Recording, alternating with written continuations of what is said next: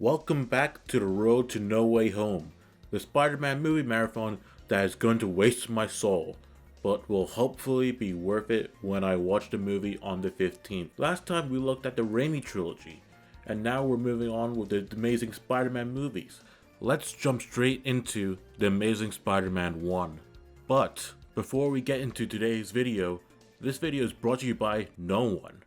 But you can support this channel by pressing the subscribe button. It's free, I promise I won't flood your sub box, and you can unsubscribe anytime you want.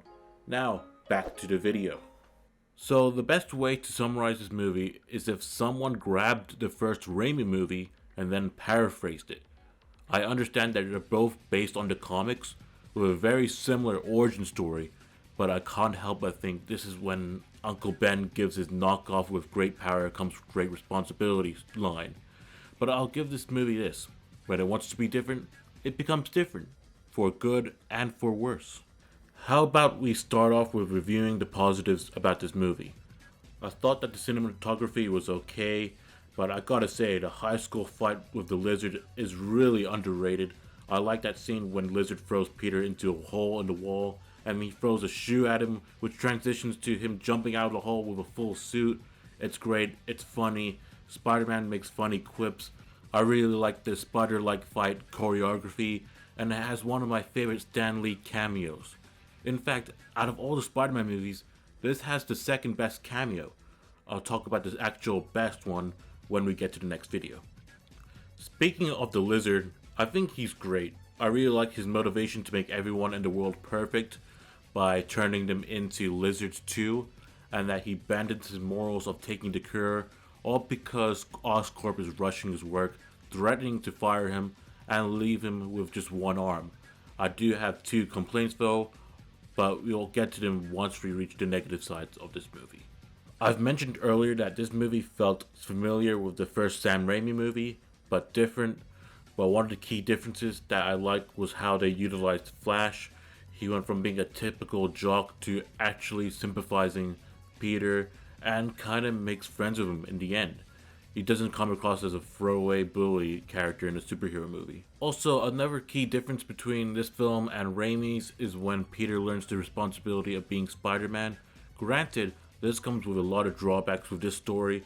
In Raimi's version, Peter takes responsibility seriously when he finds out that he was responsible for his uncle's death. In Mark Webb's adaptation, he learns this way later into the film when he rescues that kid from the bridge, which I think is a great scene and it utilizes one of my favorite scores from this movie.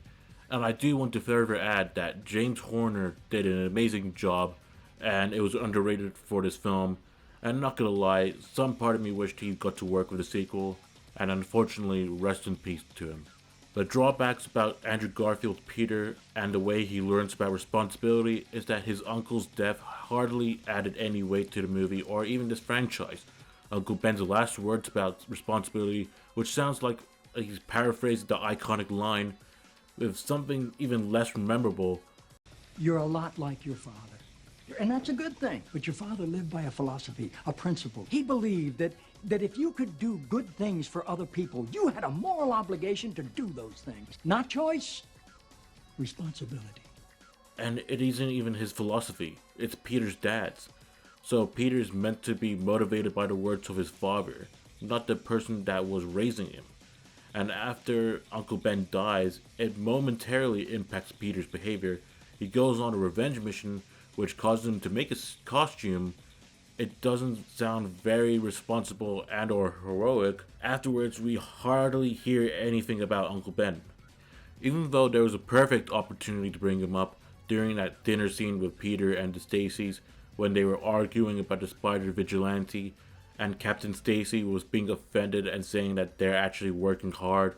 Peter could have easily have said, if the police are so good, then why didn't they find my uncle's killer yet?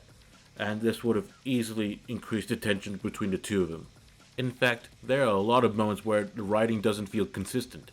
Uncle Ben claims that Aunt May can be intimidating, even though Peter's constantly getting beaten up and she does nothing about it.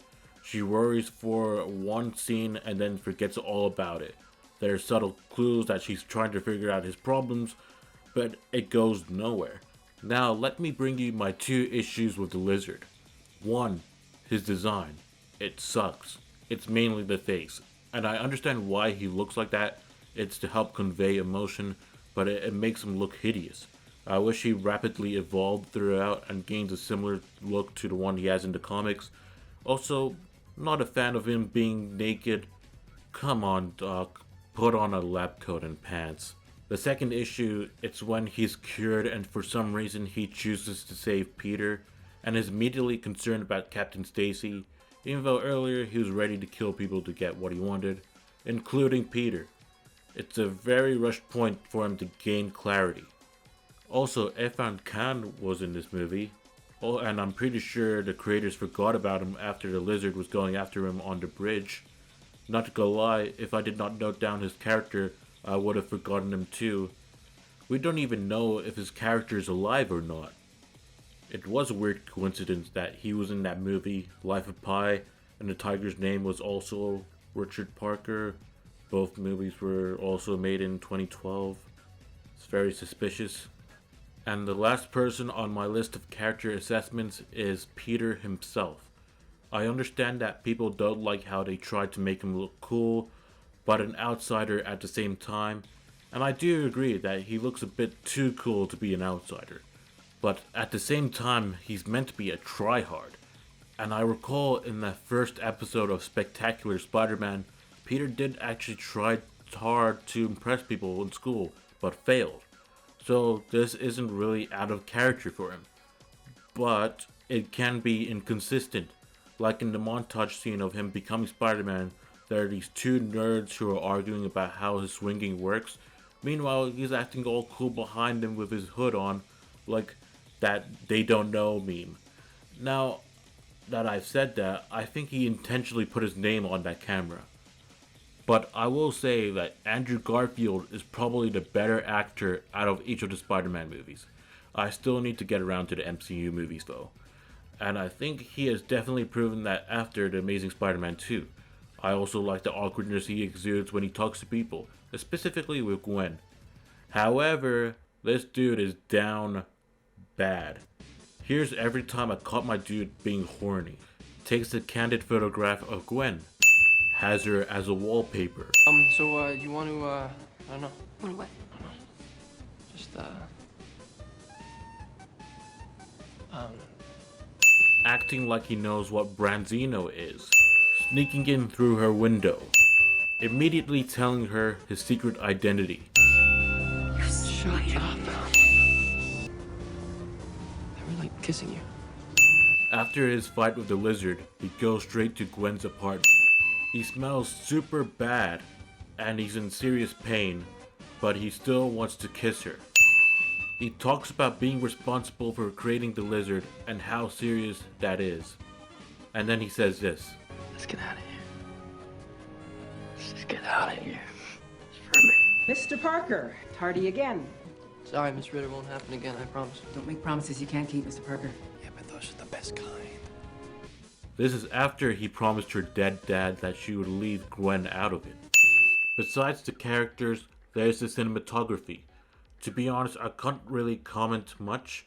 It's pretty standard, but there is a scene in the movie where it shows a pan of the Empire State Building, and I remember it freaked me out when I watched it in 3D in 2012. I also wanted to add that the movie's editing is pretty bad. The subway scene with the frame cuts when Peter's spidey sense goes off feels more suited for a trailer than for the final movie, and I'm surprised that no one has brought this up. But there's this random camera cut when Spider-Man stops the car thief. I know there are movies that have these clear edits, but this one just still burns into my mind. So overall, I'm going to give it a 3 out of 5 stars. It still has issues, but you know what? I can still sit down and just enjoy it. Now, to the next movie. So, I watched this movie a year ago, and at the time I thought this was the worst Spider-Man movie. This was before my rewatch of Venom.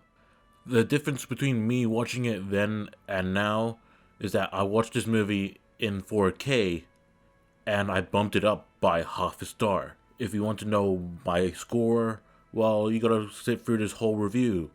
Unless you want to be a bitch and skip through it, then be my guest. The reason why I bumped it up by half a score was because of the visuals. It's honestly outstanding, and the best that any of the movies have shown. I'm going to be honest, I don't think No Way Home will be as good as this. The lighting, the colors popping out, the special effects, the web slinging. The webs look thick and they don't have that blow dart sound effect anymore. And besides the fight with Electro in the end, my favorite scene is Spider-Man rescuing a kid from being bullied, fixing his science project and walking him back home. I love it because it radiates friendly neighborhood Spider-Man energy. And the music is super well made. Until you realize that it sounds like the Super Bowl theme. Okay, I'm done being nice to this movie. The music is good, but it can be pretentious as hell. Specifically, Electro's theme with the "He lied to me, he hates me." I'm gonna be honest, I did not hear him play Itsy Bitsy Spider in that end fight until the fourth rewatch, and the amount of people that pointed out online just made it clearer for me. Also, I don't think I've ever felt secondhand embarrassment from a movie until that Philip Phillips song played when Peter was finding out the truth about his dead mom and dad. Philip Phillips did not work in the previous movie. Why would you use him again for a super serious scene? And I know that I complimented this movie's visuals, but the poor editing returns again. There are so many random cuts that it felt like a really long trailer, which could explain why so much of this movie was spoiled through the promos. To be honest, I can't even blame the editors this time. The writers didn't know how to handle the story. They were just thinking of cool things to put into this movie so that people will go and watch it. And the story is just... well, the story is more all over the place than KSI's album. The first 50 minutes of this film was setting up Richard and Mary's death because it wasn't made clear in the previous movie. They were setting up Harry's disease, Max's obsession with Spider-Man, and him turning into Electro, Peter's will they, won't they relationship with Gwen, Peter's relationship with Harry that is just now being established and could have been brought up in the previous movie considering he was walking around his dad's company, and Aunt May's money problems along with her being suspicious of Peter again. Let's quickly analyze the characters. Electro is a character that has clear mental health issues, but it's mainly treated as a joke, and it makes it harder for us, the audience, to be able to connect with him. I'm hoping he's utilized better in No Way Home. And the whole thing about Harry's disease is just poorly planned. So Spider-Man doesn't want to give his dying billionaire friend, who owns a giant corporation that can do multiple tests and trials with safety procedures that the Lizard didn't do because he didn't follow any protocols and has plenty of time to not rush his experiments, his own blood. By the way, this was straight after he was told that his parents betrayed Oscorp, which you would think that Peter would feel like he's in some sort of debt to Harry at that point. I know earlier he said that he doesn't want him to turn it into a monster too like the Lizard, but it's not like Peter is testing his own blood. He spends most of his spare time stalking Gwen, which I'll get to later. But at least it gave us this line. You're a fraud, Spider-Man! It's both hilarious and accurate. Well, anyway, I'm disappointed that it ended with him looking like a crack addict. They could have easily implemented some sort of prototype helmet or something. By the way, did you know that Alistair Smythe was in this movie and he was played by BJ Novak, aka Ryan from The Office? I'm very confused about this casting choice. In fact, why are all the villains' origin stories in Oscorp? Felicia was Norman's assistant, and we're expecting the Sinister Six to all originate and get their pre-prepared tech from Oscorp too? It's so convenient that it makes this universe feel so small.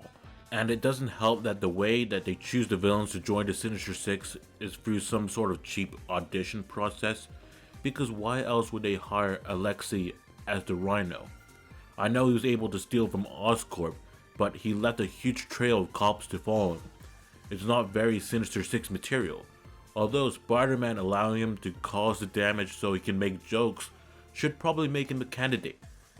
And well, Spider-Man, they ruined him. Not just with his relationship with Harry, but his whole story. Him finding out about his dad and Oscorp goes nowhere. It could have been a direction for him to make a cure for Harry if he bothered to try and make one, but instead he chases after Gwen. Again, somehow Gwen takes over all priority, and it isn't like she's annoying, it's mainly Peter being the issue. In fact, let's do another simp count. Stalking Gwen while a building is on fire to the right of him. Walking in the middle of traffic while looking at her.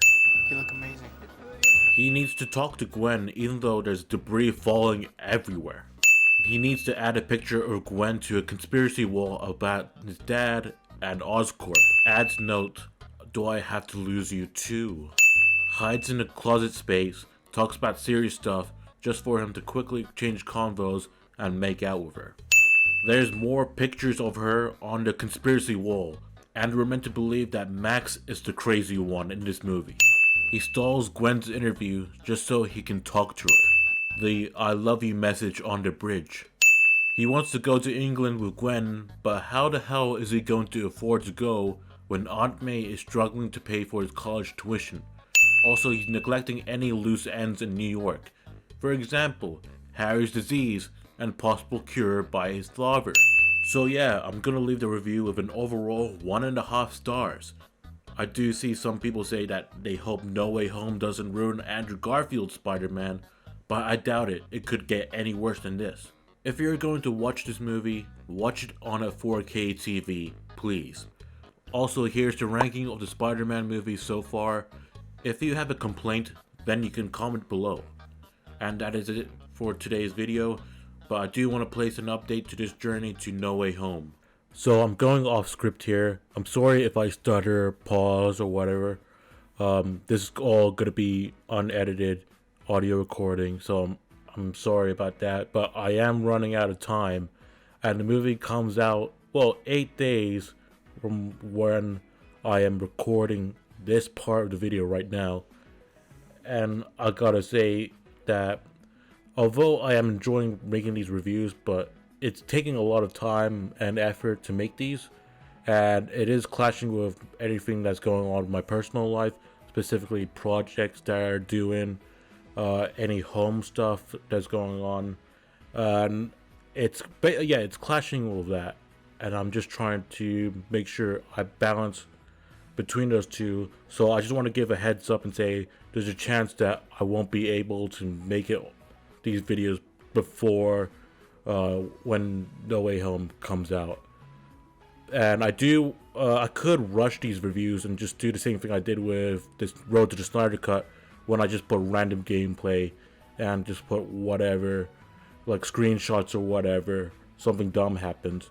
But I rewatched those videos like a month or two ago, and as much as I find them to be enjoyable myself, because I'd like, hearing what my past self hears, I do know that not everyone's gonna like what my past self hears when it's not that entertaining to watch.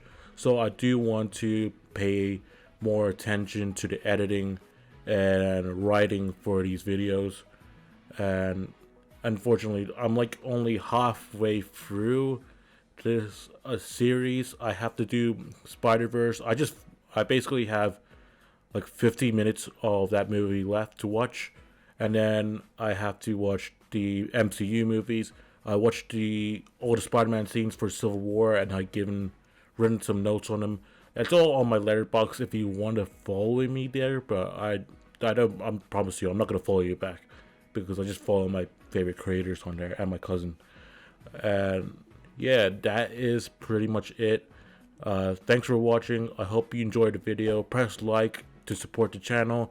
You can press the subscribe button so you can be updated with future Road to No Way Home content. And see ya next time.